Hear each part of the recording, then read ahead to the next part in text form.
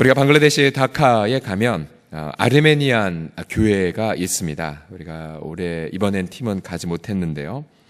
이 아르메니안 민족, 일찍부터 예수님을 믿었던 민족 전체가 주님을 믿었던 민족인데 수백 년 전 이 다카에 와서 무역에 종사하면서 한 공동체를 이루었습니다. 그리고 보시다시피 정말 아름다운 교회 예배당을 세웠습니다. 그러나 지금 성도는 단 한 명도 없습니다. 그냥 관리만 있을 뿐이죠. 오히려 수많은 무덤만 남아있을 뿐입니다. 우리가 저곳을 갈 때마다 반면교사 역할을 하죠. 저 예배당이. 지금도 수많은 많은 한국의 교회 예배당이 예를 들어 부채를 갚지 못해서 판교에 있는 어느 교회 예배당이 통째로 하나님의 교회라는 이단에 넘어가기도 했고, 또 예배당 첨탑 위에 십자가 대신에 이제 만자, 절을 뜻하는 만자가 되어 있는 그런 안타까운 흔적을 여러분 곳곳에서 보고 있지 않습니까? 마지막 시대의 고통스러운 모습을 지금 우리는 목도하고 있습니다. 예수님 당시에도 헤롯 왕이 세운 헤롯 성전이 있었습니다. 무려 46년 동안이나 건축 중이었고, 또한 약 서기 60몇 년도까지, 64년도인가요? 그때까지 이제 지었던 아주 화려한 성전이었습니다. 그러니까 헤롯 대왕이 인기를 끌고 정통성을 확보하기 위해서였는데요. 제자들은 또 모든 사람들은 저 성전을 들어갈 때마다 건물에 감탄했습니다. 그러나 예수님은 2절에서 이렇게 경고하시죠. 너희가 이 모든 것을 보지 못하느냐? 내가 진실로 너희에게 이르노니 돌 하나도 돌 위에 남지 않고 다 무너뜨려지리라. 지금은 통곡의 건물, 통곡의 벽이라고 하는 흔적만 남아있을 뿐이죠. 유대인들에게 성전이 무너지는 것은 세상 종말을 뜻하는 것이었습니다. 제자들은 3절에서 이렇게 질문합니다. 어느 때에 이런 일이 있겠사오며, 또 그러면 주의 임하심과 세상 끝에는 무슨 징조가 있사오리까? 주님 마지막 시대에 수많은 거짓 그리스도가 일어나 미혹을 할 것이라고 말씀하셨고, 또 세계 곳곳에 전쟁과 분쟁이 있을 것이고, 또 지진과 기근이 끊이지 않을 것이라고 예고하셨습니다. 불법의 힘에 서서 서로 증오하게 되고 그리스도인들은 큰 핍박을 받게 될 것이라고 말씀하셨습니다. 자, 우리는 지금 현재 마지막 시대에 살고 있습니다. 마지막 시대. 히브리서 1장 2절에 따르면 이 모든 날 마지막에는 아들을 통해 우리에게 말씀하셨으니, 우리는 예수님의 오심을 통하여 마지막 시대가 시작이 되었어요. 마지막 시대가 예수님 오심을 통해. 그래서 우리는 마지막 날들 속에 살고 있습니다. 우리가 즐겨 부르는 마지막 날에 내가 나의 영으로, 그래서 자녀들을 예언할 것이요, 그 찬양도 역시 마찬가지야. 마지막 날들에는 복수형으로 나오죠. 하나님의 성령이 부어지고 복음이 증거되리라. 지금 우리는 마지막 날들 속에 살고 있고, 이 마지막 날들은 단 하루, 마지막 날, 즉 주님 오신 날, 심판의 날, 교회가 완성된 날, 그날을 향해 지금 치닫고 있습니다. 그럼 우리는 이 마지막 날들 시대에 살고 있으면서 각종 재해와 재앙을 보면 우리 성도들도 두려움을 느끼고 또 고통하고 있지 않습니까? 이번 주간 있었던 이 최악의 미세먼지 난리나 초미세먼지 난리. 제가 잘못해서 감기 걸린 건 아니지만 이 미세먼지 때문에 목이 좀 좋지 않은데, 우리는 계속해서 이러한 정말로 상상할 수 없는 그런 재앙과 고통들을 지금 보고 있죠. 그래서 많은 이들이 두려워하고 무서워하고 그리고 마음에 눌림을 갖고 있습니다. 우리가 이런 마지막 시대에 사는 성도들, 주님 오심을 기다리는 우리 성도들, 과연 어떻게 살아야 될지 우리 예수님은 세 가지로 오늘 본문에서 말씀하십니다. 첫 번째로 마지막 시대에 사는 성도들은 거짓 복음의 미혹을 분별하셔야 됩니다. 함께 따라 하시겠습니다. 거짓 복음의 복음을 분별하라. 시작. 거짓 복음의 미혹을 분별하라. 자, 미혹이란 바른 진리에서 이탈하게 하는 것을 뜻하죠. 마태복음 24장 4절과 5절에 보면 예수께서 대답하여 이르시되, 첫 번째의 징조가 뭐냐면 사람의 미혹을 하는 바로 거짓 그리스도가 일어나리라고 말씀하시죠. 너희가 사람이 미혹을 받지 않도록 주의하라. 많은 사람이 그리스도의 이름으로 와서 이르되 나는 그리스도라 하여 많은 사람을 미혹할 것이라고 말하죠. 즉 많은 이들이 일어나서 예수 그리스도의 복음을 변절시킨다는 뜻입니다. 예수 그리스도의 복음을 그렇게 희석을 시킨다는 거죠. 우리 한국 유독이 자칭 그리스도라는 자들이 많습니다. 한 학자에 따르면 우리 한국에도 보면 자칭 하나님이 20명, 또 자칭 예수가 50명이 됩니다.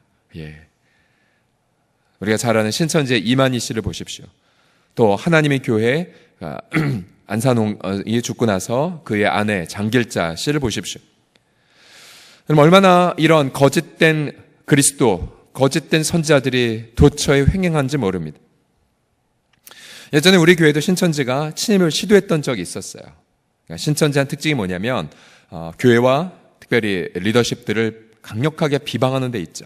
근데 한 교우가 자신의 일터 현장에서 신천지라는 것을 분별하고는 아예 우리 동네에서 그냥 물리쳐버린 적이 있었습니다.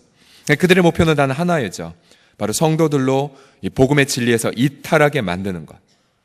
이처럼 노골적인 이단뿐만 아니라 또한 유사복음도 우리는 분별해야 됩니다. 예를 들어서 많은 일단 크리스천들이 여전히 물들어 있는 번영주의 신앙이라든지, 즉 참된 성도의 표식이 세상에서 성공하는 것, 좋은 대학 가는 것, 그리고 명예로운 것이 참된 성도의 표식이라고 가르치는 모든 것이 유사복음이죠. 또한 율법주의적 신앙, 복음의 그 자유에서 벗어나서 내 공로, 내 열심으로 하나님 앞에 의로워진다라고 한 율법주의적 신앙, 다 유사복음이죠.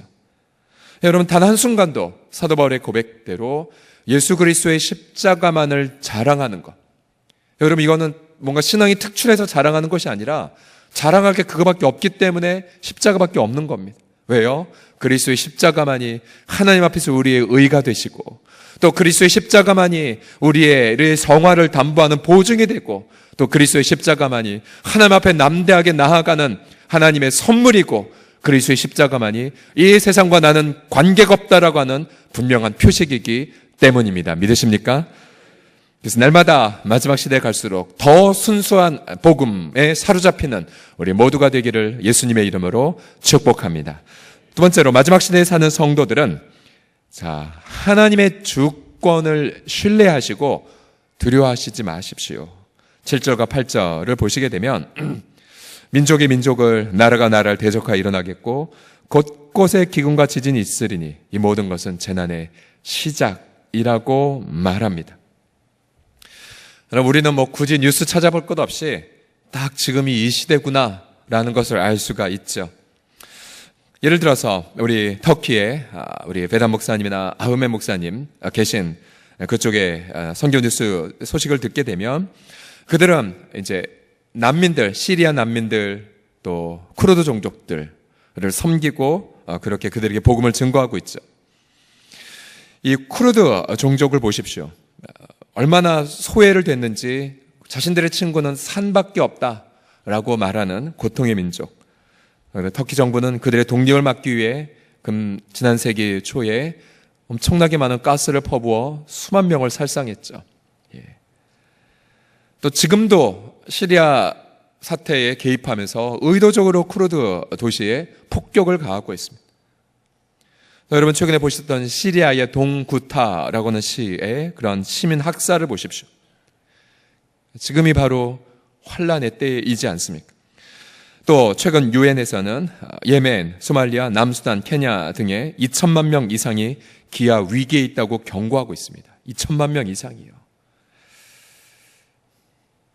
또한 바로 옆 나라 일본을 보더라도 동일본 대지진으로 인해 원전이 폭발한 몇 년 전이었음에도 불구하고 그 후쿠시마 숲에는 여전히 강력한 방사능이 검출되고 있고, 이제 그 지민들이 고향 땅에 돌아가고 있지만 어린 세대들이 계속해서 갑상선 암에 걸리는 그러한 통계들이 계속 보도되고 있지 않습니까? 여러분, 우리나라 초미세먼지를 떠나서 이런 재앙들을 읽게 되면 마음에 정말 두렵게 되죠. 그러나 예수님은 6절에서 이렇게 분명히 말씀하고 계십니다. 6절을 같이 읽어보겠습니다. 시작. 너는 삼가 두려워하지 말라. 이런 일이 있어야 돼. 아직 끝은 아니니라. 자, 보세요. 너희는 삼가 뭐하지 말라고요? 두려워하지 말라. 두려워하지 말라. 자, 두려워할 내용임에도 불구하고 왜 주님이 두려워하지 말라라고 하셨냐면 그 다음 구절 때문이죠. 이런 일이 뭐 해야 된다고 합니까? 있어야 하되 아직 끝은 아니니라. 있어야 하되라는 이 단어는 무엇이냐면 하나님의 주권의 시간표에 따라 세계가 지금 가고 있다라는 것을 뜻하죠. 즉 하나님의 주권을 신뢰하라는 사실입니다. 하나님의 허용이 없다면, 물론 하나님은 악을 결코 창조하지 않으셨지만, 그러나 하나님의 당신의 목적을 위해 이 악을 잠시간 허락하셨다는 것을 신뢰한다면, 여러분 이 땅에 예를 들어서 바로의 악행을 보십시오. 그가 무수하게 많은 악행을 저질렀다 할지라도 하나님 마침내 하나님의 주권을 조차 이스라엘 백성을 애굽에서 구출해 내셨던 것처럼 주님 이 땅에 있는 모든 악, 재앙, 재해, 환경 오염, 지진, 기근 그 모든 것조차도 하나님의 주권 시간표 안에 있을 뿐입니다. 우리 주님은 다 알고 계세요. 그래서 예수님은 마태복음 24장 22절을 보시면 그 날들을 감하지 아니하면 모든 육체가 구원 얻지 못할 것이나 그러나 그 다음 같이 읽겠습니다. 시작. 그러나 택하신 자들을 위하여 그 날들을 감하시리라. 주님 이 땅의 모든 재앙을 보시되 택하신 자들을 위해 감하실 수 있는 능력이 있고 감하실 계획이 있고 감하실 목적을 위해 한치 오차도 없이 지금도 온 세계를 주관하고 계십니다. 그래서 여러분 마지막 징조가 도처에 가득해도 두려워하지 마십시오. 눈을 들어 하나님을 바라보시고 이제 우리의 완전한 구속의 날이 우리의 몸의 구원이 이제 곧 하루 더 다가오고 있다는 것을 바라고 소망 중에 두려움을 물리치시는 신뢰로 여러분의 마음을 가득 채우시기를 예수님의 이름으로 간절히 축복합니다. 마지막 본문입니다. 마지막 시대에 사는 성도들은 어떻게 살아야 할까요? 자, 이것이 오늘 본문의 가장 클라이막스인데요. 같이 읽어보겠습니다. 부활의 복음을 미전도 종족에게 증거하라. 시작. 부활의 복음을 미전도 종족에게 증거하라. 자, 14절을 보시면요. 이 천국 복음이 모든 민족에게 증언되기 위하여 온 세상에 전파되리니 그제야 뭐가 온다고요? 끝이 온다고 했습니다. 앞서 수많은 많은 기근, 재난, 재앙이 있다 할지라도 끝은 아니라고 하셨어요. 끝은 아니라고 하셨어요. 여러분 앞으로 이 세상에 더 끔찍한 뉴스들이 나온다 하더라도 아직 끝이 아닙니다. 왜냐하면 천국의 이 복음이 온 세계 종족들에게 다 증거되지 않았기 때문에 그렇습니다. 다시 여러분 천국 복음이 무엇입니까? 예수 그리스도께서 우리 죄를 위해 죽으셨고 우리 의롭다 하시기 위하여 부활하셨다는 기쁨의 소식 아니겠습니까? 바로 우리가 예수 그리스도를 믿고 회개할 때에 우리가 하나님의 나라의 백성이 은혜로 된다는 사실이 아닙니까? 이 복음이 전파될 때 하나님의 나라를 미리 맛보게 되고 또한 이 복음이 증거될 때 성령이 강림하사 의와 평강과 희락이 이 불의와 또 어둠이 가득한 또 두려움이 가득한 이 땅 가운데에 임하는 소식, 치유가 임하고 위로가 임하고 소망이 가득한 소식, 바로 천국의 복음.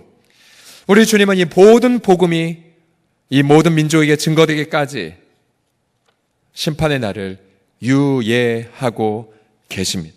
주님 분명 승천하시면서 내가 곧 속히 오리라 약속하셨지만 그 속히 오리란 약속을 이루시기 전 그분의 사랑으로 모든 이들에게 이 복음을 증거하기 위하여 속히 오리라라는 약속을 유예시키고 있으시죠. 베드로 3장 9절 말씀을 다 같이 읽겠습니다. 시작. 주의 약속은 어떤 이들이 더디다고 생각하는 것 같이 더딘 것이 아니라 오직 주께서는 너희를 대하여 오래 참으사 아무도 멸망하지 아니하고 다 회개하게 이르기를 원하시느냐.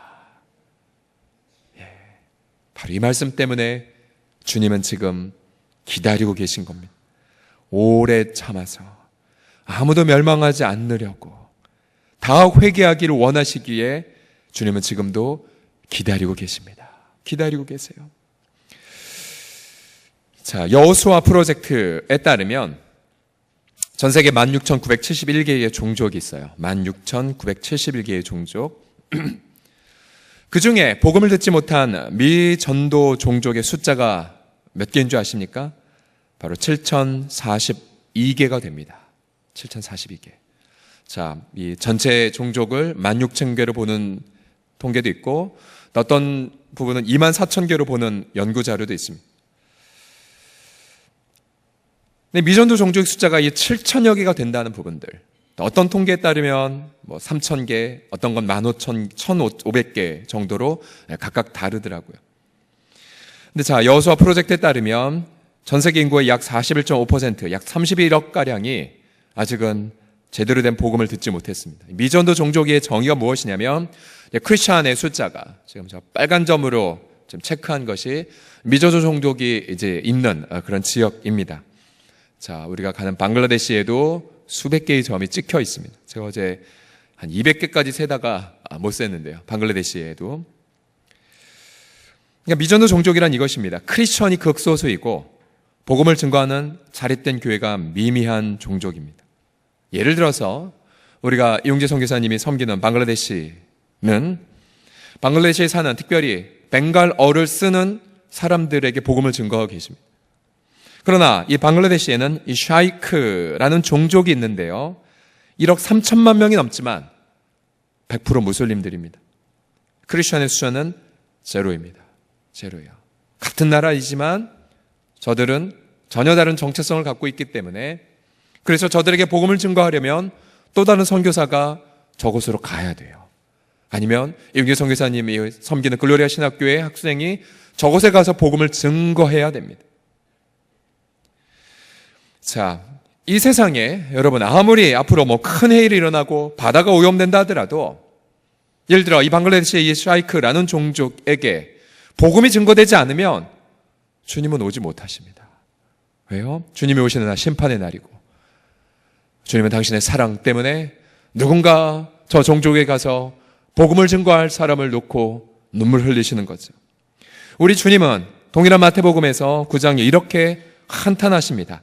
무리를 보시고 불쌍히 여기시니 이는 그들이 목자 없는 양과 같이 고생하며 기진함이라. 이에 제자들이 이르시되 추수할 것은 많은데 일꾼이 적으니 그러므로 추수하는 주인에게 청하여 추수할 일꾼들을 보내주소서 하라 하시니라. 예수 그리스도의 복음이 증거된 지 2000년이 지났지만 여러분, 우리 한국은 어떻습니까? 1900년이 지나서야 겨우 복음을 들은 것 아니겠습니까?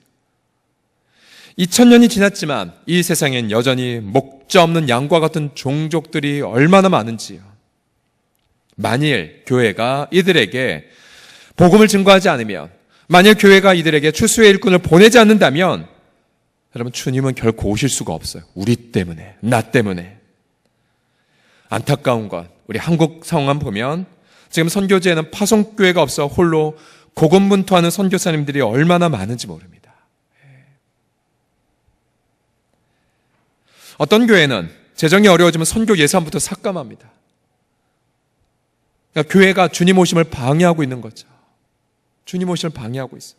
그런 어떤 교회는 개척 초기부터 선교사를 파송하는 교회들, 심지어 빚을 내서라도 우리 노예 한 교회는 우리 교회보다 비싼 그런 규모이지만 벌써 10명의 파송 선교사를 보내는, 담임 목사님 그러시더라고요.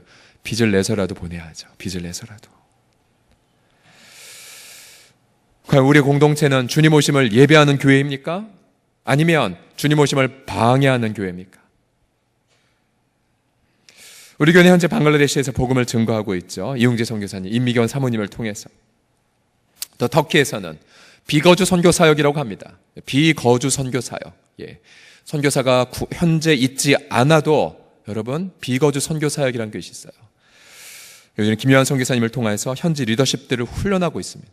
최근엔 이란인들을 향한 훈련이 시작이 되어서 우리가 또 최근에 우리가 지원을 하기도 했었습니다. 또한 베닷 목사님, 시리아 난민을 섬기면서 복음을 전하는데 회심자가 생기며 그들을 향한 섬김이 있습니다. 우리는 작년에 세 번째 선교사를 최경 선교사님 네 분을 연해주 땅으로 파송을 했죠. 그러나 교회 역사 60년을 생각하면 우리 서울홍성 교회는 아직도 주님 오심을 기다리는 공동체라고 말할 수가 없습니다. 주님이 우리 교회에 부어주신 그 수많은 많은 은혜들을 생각하면 이제 우리는 시작했을 뿐이죠. 이제 시작했을 뿐이에요, 여러분들. 선교, 여러분 계산해서 재정 이렇게 드니까 힘들어. 이렇게 책임져야 되니까 어려워. 여러분, 아무도 파송하지 못합니다. 아무도 파송하지 못해요. 우리 공동체가 받은 중보기도의 강력한 기름 부으심. 어느 날 김요한 선교사님이 이런 얘기 하시더라고요. 목사님, 제가 아는 수많은 많은 유명한 한국 목사님들에게 얘기하면 당장에 수억 원 이상 프로젝트가 동원되는 거 아십니까? 그래서 제가 그렇지 않게 하는 이유는 우리 교회가 기도의 사명이 있다라고. 기도의 사명이 있다고. 여러분 잘 모르시죠? 서롱성 교회가 얼마나 은혜가 많이 부어져 있는 교회라는지. 여러분 아직 잘 모르세요. 전에도 말씀드렸지만 하나님이 여러분이 부어주신 은혜의 그 지경이 얼마나 크고 깊은지 여러분 잘 스스로 인지하지 못하세요. 그래서 많이 여러분 스스로 제한하시죠. 그러나 우리는 그 은혜의 부요함을 예를 들어 우리 블레싱 코리아에 가서 수백 명의 성도들이 가서 복음과 사랑을 증거하는 현장, 또 수백 명의 성도들이 함께 연합 집회를 하며 하나님 앞에 예배하는 그 현장을 볼 때마다 여러분 조금씩 그걸 인지하고 계세요. 그러나 아직 우리는 다 타오르지 못하고 있습니다. 여러분들이 정말로 하나님 앞에 기도하셔야 돼요. 하나님 추수의 주인이시여 추수의 일꾼들을 보내어 주시옵소서.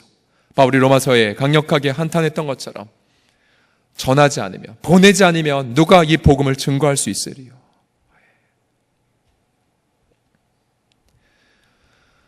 이 생명의 이 복음이 한국교회를 통하여서 전 열방에 증거되지 않는다면, 그리고 지금처럼 점점 더 선교를 축소하는 한국교회가 계속된다면 우리 한국교회는 주님 오심을 방해하는 교회들이 될 거예요.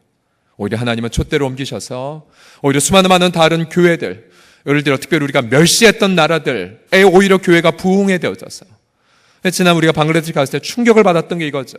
이젠 우리가 배우러 와야겠구나. 방글라데시에 이젠 우리가 은혜 받으러 와야겠구나. 이젠 우리가 선교를 받아야겠구나. 하나님의 은혜와 능력으로 말미암아서 여러분들이 정말로 이 천국 복음이 온 열방에 증거될 때 그제서야 끝이 온다는 말씀 마음에 각인해 주십시오. 아멘. 주 예수여 어서 오시옵소서. 기도는 주님 추수의 주인이여 추수의 일꾼을 보내어 주십시오 라는 기도랑 연결되어야 되고, 또한 주님 그러면 우리 교회가 선교사가 되겠나이다. 그러면서 구체적 결단과 그리고 기쁨의 희생을 담보해야 우리는 비로소 주님 오심을 기다리는 공동체라고 말할 수가 있습니다. 적어도 여러분 정도라면 10가정 이상은 즉시라도 파송할 수 있어요. 여러분들 10가정이라면. 대학 시절 교회 음악과 한 교수님은 너무나 아름다운 비전을 가지고 우리 학생들에게 나누어 주셨어요. 이렇게 뭐라고 말씀하셨냐면, 나의 비전은 주님 공중 재림하실 그때에 오케스트라를 가지고 주님의 재림을 환영하는 그러한 노래를 연주하는 것입니다. 이것이 그분의 언제나 생을 관통하는 비전이셨습니다. 근데 저는 그 꿈의 그림 하나를 추구하고 싶습니다. 그것은 이 수많은 16,000개나 되는 수많은 많은 미전도 종족 가운데에 한국교회가, 또 여러분들이 열심히 선교사를 파송하고 또 단기 선교를 하면서 이제 7,042개 되는 미전도 종족 가운데 7,041개가 남았습니다. 한 개밖에 이제 미전도 종족이 안 남았을 때에 이제 단 한 개의 미전도 종족 속에 있는 단 한 명의 복음을 모르는 자가 있다고 가정해 보십시오. 그러면 여러분이 파송한 선교사 혹은 여러분들이 단기 선교사가 가서 단 한 명 남아있는 그분에게 눈물을 흘리며 예수 그리스도의 복음을 증거하고, 그러자 단 한 명 남은 복음을 모르는 그분이 눈물을 흘리고 그리스도를 나의 구주와 주님으로 영접합니다. 그럼 바로 그 순간 하늘에 나팔 소리가 울리고, 그리고 번개와 뇌성 가운데에 우리 주 예수 그리스도께서 위대한 영광과 함께 온 지구에 강림하시는 그날.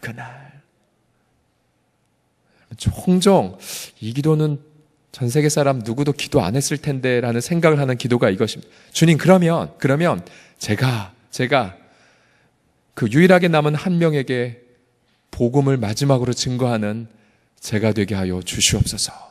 혹시 이 기도에 믿음이 있으시면 기도하세요. 전 세계 아무도 이런 기도는 안 했을 것 같아요. 그래서 복음을 증거하는 순간 주님의 공중재림을 경험하는 그런 놀라운 은혜, 놀라운 감격.